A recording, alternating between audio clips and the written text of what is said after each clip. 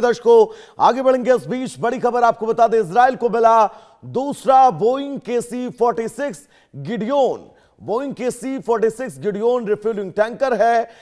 नेवातीम base पर America से आया है गिडियोन। युद्ध के लिए कुछ दिनों में तैयार हो जाएगा। ईरान युद्ध के बीच गिडियोन का आना बड़े युद्ध का संकेत है।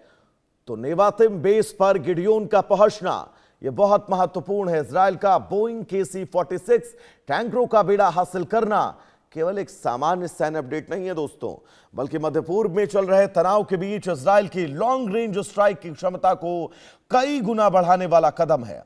इजराइल से ईरान की दूरी लगभग 1500 से 2000 किलोमीटर है। इजराइल के लड़ाकू विमान F-35-1 आदिर, F-15-1, F-16-1 बिना हवा में ईंधन भरे ईरान से गहरे सटीक हमले करके वापस नहीं लौट सकते। KC-46 टैंकर एक साथ कई लड़ाकू विमानों में हवा में ही तेजी से ईंधन भर सकता है, जिससे उनकी मारक क्षमता बढ़ जाती है।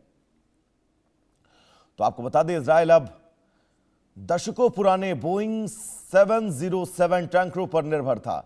KC-46 विमान आधुनिक digital avionics, advance boom system, बेहतर आत्मरक्षा तंत्र और कहीं अधिक फ्यूल कैपेसिटी के साथ आते हैं। तो कुल मिलाकर यह कहा जा सकता है कि KC-46 गिडियोन जो अब ईरान के लिए बड़ी मुश्किलें पैदा कर सकता है, और KC-46 गिडियोन का इन तमाम मोर्चों पर तैनात होना यह कहा जा सकता है कि आने वाले वक्त में ईरान का यह युद्ध एक ऐसी दिशा में पहुंच सकता है जिस दिशा में आगे सिर्फ और सिर्फ विनाश है।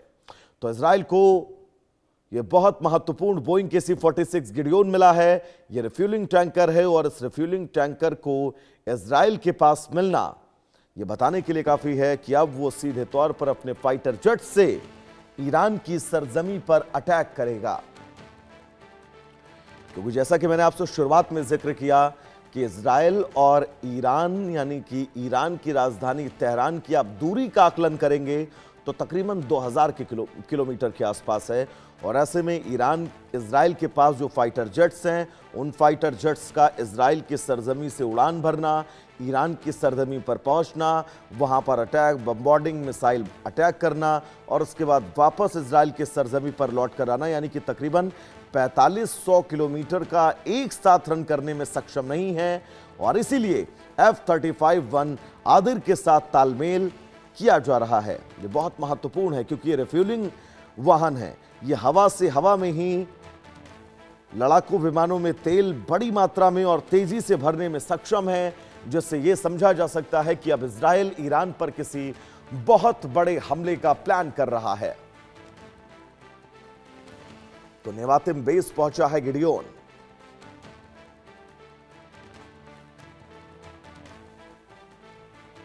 तो युद्ध के लिए अब बस कुछ दिन में गिडियोन तैयार हो जाएगा पूरी तरह से। और इन तस्वीरों और इस खबर के जरिए यह समझा जा सकता है कि इजराइल ईरान पर किसी बहुत बड़े अटैक की तैयारी कर रहा है। अब वो अटैक कितना बड़ा होगा इसके लिए थोड़ा सा इंतजार समय का करना होगा, लेकिन ये मानकर चलिए कि बहुत बड़ा सरप्राइजिंग अटैक ईरान को मिलने वाला है।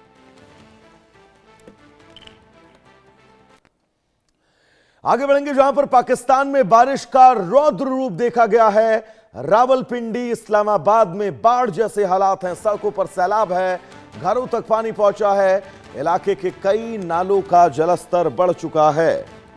तो पाकिस्तान की राजधानी इस्लामाबाद और उसके पड़ोसी शहर रावलपिंडी में भारी बारिश और बाढ़ के खौफनाक दृश्य अब सामने आ रहे हैं। लगातार हो रही बारिश के बाद कई इलाकों में पानी भर गया है और सड़कों पर हालात बिगड़ते जा रहे हैं दोस्तों। स्थानीय लोगों की ओर से सामने आए वीडियो में कई जगहों पर तेज बहाव और जलभराव देखा जा रहा है। रावलपिंडी में नाला लाई का जलस्तर आज 22 फीट ऊपर पहुंच गया, जिसके बाद बाढ़ के खतरे को लेकर चिंताएं हैं।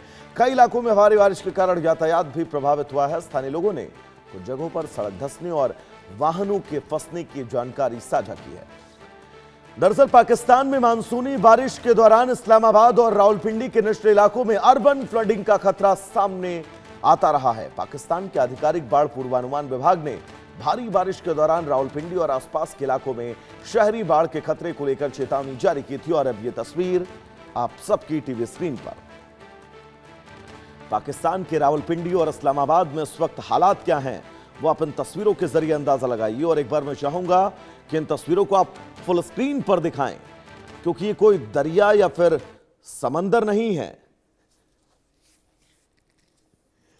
ये पाकिस्तान के वो नाले हैं जिन नालों के किनारे पाकिस्तान में बड़े और रिहायशी शहर बसे हुए हैं। और अब जब 15 से 20 फीट तक इन नालों का जलस्तर बढ़ चुका है, तो आप अंदाजा लगाइए कि इन इलाकों में अब स्थितियां कितनी ज्यादा मुश्किलों भरी, कितनी ज्यादा चुनौतीपूर्ण होंगी। यह तस्वीर आप सबकी टीवी स्क्रीन पर। इलाकों के कई नालों का जलस्तर इस वक्त इतना ज्यादा बढ़ चुका है कि आसपास के इलाकों को अपनी जद में लेता हुआ नजर आ रहा है। आसपास के इलाके जलमग्न हो चुके हैं, डूब चुके हैं। और सबसे महत्वपूर्ण यह कि नदियों के किनारे मौजूद ये इमारतें जिनके गिरने का भी डर है।